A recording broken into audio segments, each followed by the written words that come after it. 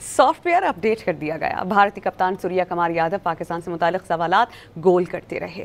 Pre match conference में सहाफ़ी को जवाब में कहा, दीगर चीज़ें क्या होती हैं। पिछले मैच में बॉलिंग अच्छी की, इस बार पाकिस्तान के खिलाफ नया गेम है, नया चैलेंज होगा।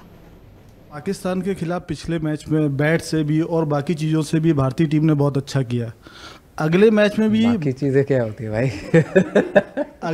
अगले मैच में भी भारतीय टीम वैसे ही करेगी जैसे पिछले मैच में किया था। अच्छा, बॉल से अच्छा किया था, करेक्ट, वो बोलना चाह रहा है, फिर ठीक है जी, बिल्कुल। अच्छा बॉल और बैट का अच्छा कॉन्टेस्ट है, अच्छी इंटेंसिटी का भी कॉन्टेस्ट है। आई फील जैसे कि मैंने अभी लास्ट क्वेश्चन में बोला कि पूरा स्टेडियम भरा होता है, उससे ज़्यादा आपको क्या है, बेस्ट क्राउड आता है सपोर्ट करने के लिए।